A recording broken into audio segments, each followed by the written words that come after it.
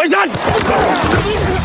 exactly where we want to be. Live from the AA Best Bail Bonds Radio Row in New Orleans with coverage leading up to Sunday's big game. It's The Blitz with Jason Minix and Joe Reinagle on 94.1 San Antonio's Sports Star.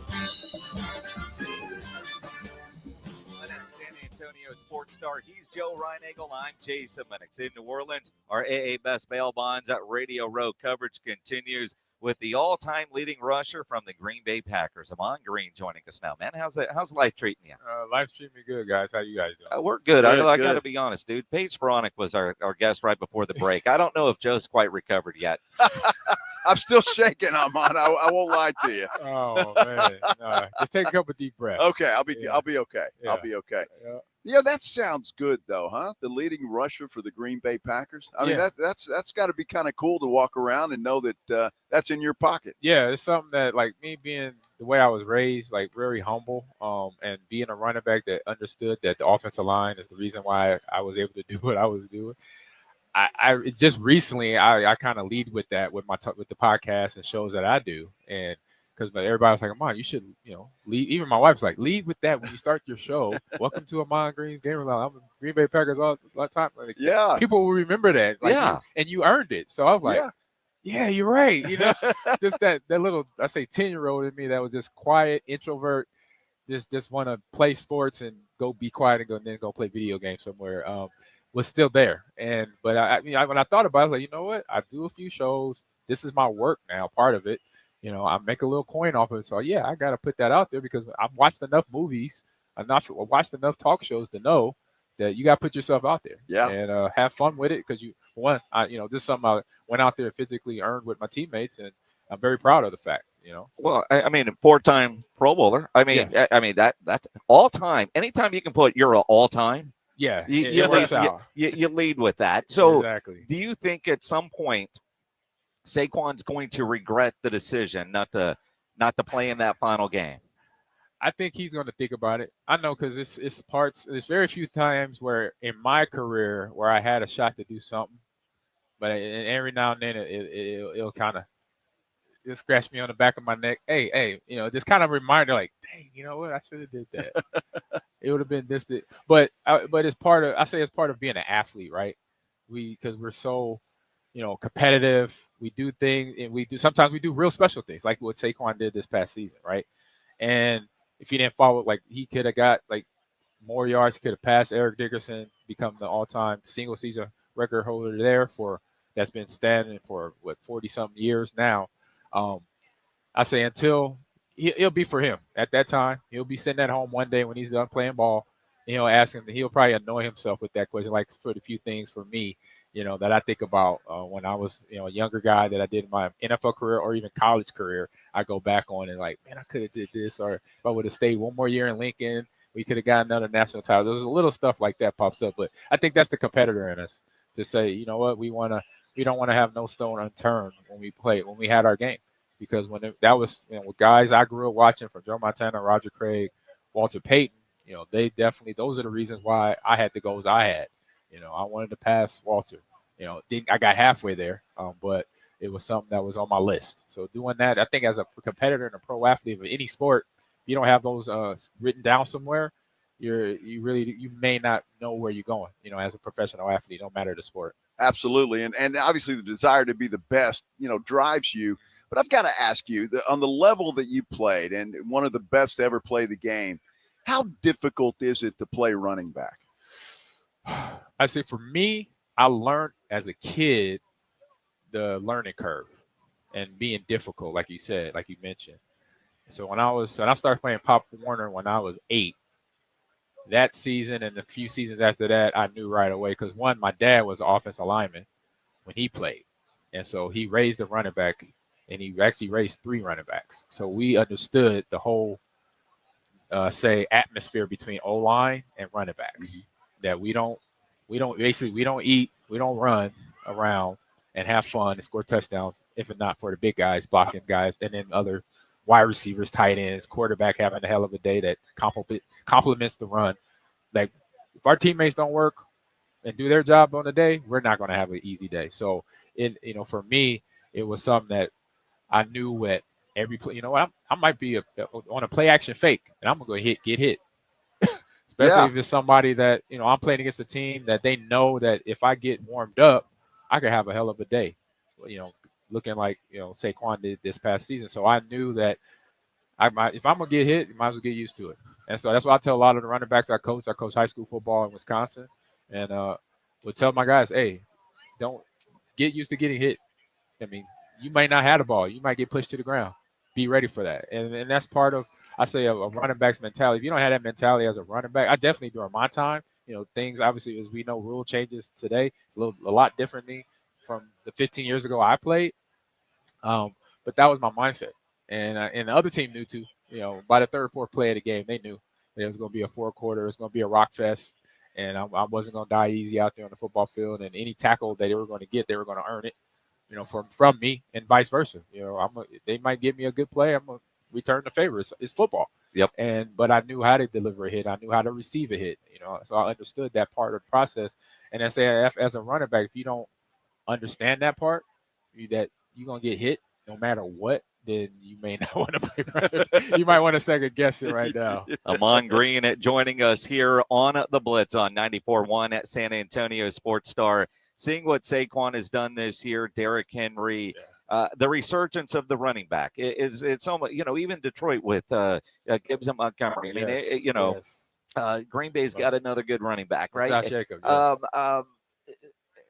We're the Cowboys affiliate.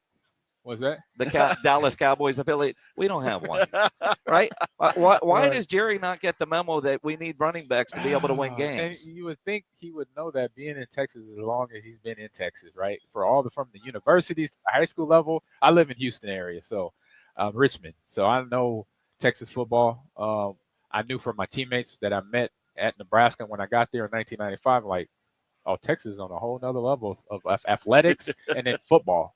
And knowing the Texas running backs that I'm aware of, Errol Campbell, I'm trying to think, Texas A&M, they had a couple of guys. Dang, they had some couple of guys down there, but I know the Oilers running back, or Earl Campbell. Earl Campbell, sure. Yeah. So, but for Jerry and his team, upper management, I've said this a lot. I said this is for the teams that have the issues like the Cowboys had over the last few years. It's more of understanding their role. So upper management, Jerry's team, they are to help the business side of the Cowboys. He does a fantastic job with marketing his team. I remember back when I was a kid watching them with Eggman, Irvin, and Emmett. They had a Nike contract as an NFL team. That never happened at that time. So that's business. But for the football, that was Jerry Jones. Or that was Jimmy Johnson, excuse me. That was Jimmy Johnson winning Super Bowls back to back. But then his old Arkansas roommate, he ran out of the building to go to Miami because he just can't not keep himself out of the coach's room. And I say to the GMs, to the CEOs, stay out of that room. You're not the coach. It's okay that you want to give some insight, but you don't want to blur the lines. When those lines get blurred, then sometimes the head coach is like, are you going to let me do my job? If they don't say that, in the back of their head, they're saying it. Yeah. Mike McCarthy, I was a player under him, fantastic coach. I say great acumen for leadership. He held guys accountable. In the situation that he's been in for the last 10, 15 years, there's some tough conversations where he had to address things that might not have had his input in. But he got to explain to a player why this is going on. And I'm pretty sure he didn't like that. He wants to have, command over his players in that locker room. And I say any coach wants that. Even me. I coach high school sports, so I have my running backs and I'm coaching them up, getting them ready for practice, getting them ready for a game. If another coach wants to come in and give insight, I'll take it, and then I'll make sure my players understand what that coach is, just out of respect. But when it's somebody that's upper management, that's a whole different territory. Like, I don't come in your office to promote and teach you things about business and marketing of an organization. That's not my place. Just being respectful.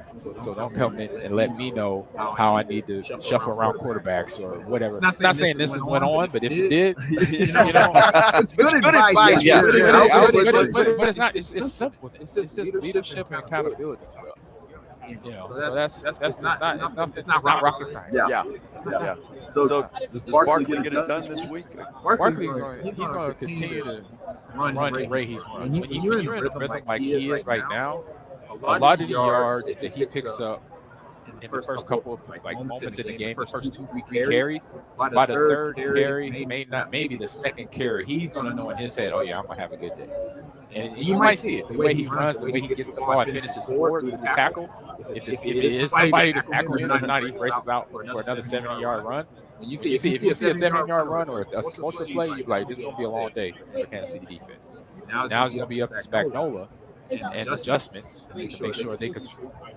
I would hear this from sometimes from defensive coordinators after the game where I had a decent game as a running back. That means when I say a decent game for me at that time, I'll say 100 yards, maybe a touchdown or no touchdown. But my team lost. That's when I knew the defensive coordinator say, hey, we let you do your thing, but we know we had to stop Brett because we were going to stop you. We can't stop you both.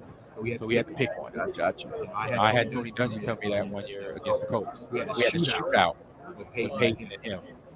And he said to me, Ahman, we were about you. And I only had 75 yards and a touchdown. It was a shootout. 35-38 against Peyton. So that's why I learned. Okay, you can let the running back run, but if you're gonna have if they want to throw the ball, let's throw it because that ball's gonna have more opportunities to get tipped, intercepted by the defensive side, which it did. We had I think Brett threw 2, maybe 3 interceptions in that game. That gave the Colts momentum in the game. So not saying potentially. I mean, I am saying this is potentially one way where this game could go on Sunday because they have a hell of a game. Or you could be matching up back and forth like they did in the last one. It came down to the wire. It's fun. That's why I'm a fan of it too. That's why you guys are here commentating. For the anecdotes that we get from on the field, being in those situations, understanding what can go down, what cannot go down. On the football field on Sunday. It was fun watching you play, my friend. It really was. It was great. Thank you. Appreciate it. Ahman Green.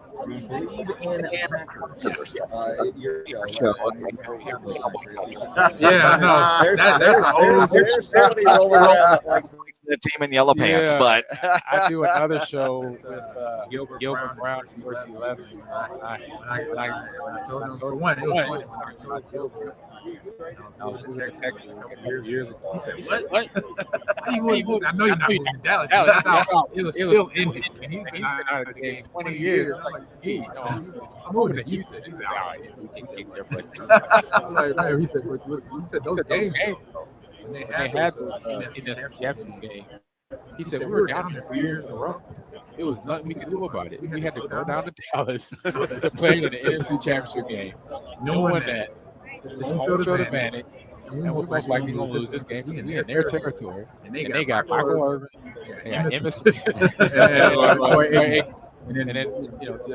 Darren on defense, and good guys out. J.J. Noble is also a Nebraska guy who I met years ago.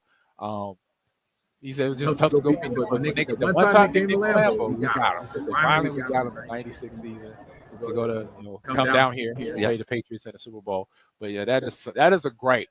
Yeah, that's a thorn. I'll say that's a thorn in Gilbert Brown's side right there for those 3 games. NFC Championship, Green Bay had to come down to Dallas, Texas. Well, from a Cowboy fan perspective, and I know those teams are different. Gilbert wasn't on those, but Aaron Rodgers ran a lot of Sundays for a lot of Cowboy fans. And then last year it was Jordan Love. It was when I was just watching Aaron and how he plays and how he prepares. The same as Brett. The same in the on-play game. The on-field game was different, obviously. On-field game. And the first thing and the only thing I remember about Brett, everybody said it was gunslinger. Yeah. And I equate that to Aaron. He was a sniper, where you couldn't see him in the brush, but he was hitting his targets. That's how I describe Aaron, because I played with both of them. Have a shot to play with both of them is I say one part of my career that I didn't think I would have, where I played. Actually, I also played with Warren Moon my rookie year, so to have played with 3 Hall of Fame quarterbacks, I say at the end of the day, I know what quarterbacking looks like. Yeah. What it should look like. Absolutely. Absolutely. So Absolutely. Amon, always appreciate it, my friend. thank you. Thanks for having me. Absolutely. Yeah, Good thank you. stuff. Ahman Green here on the Blitz on 94.1 at San Antonio Sports Star.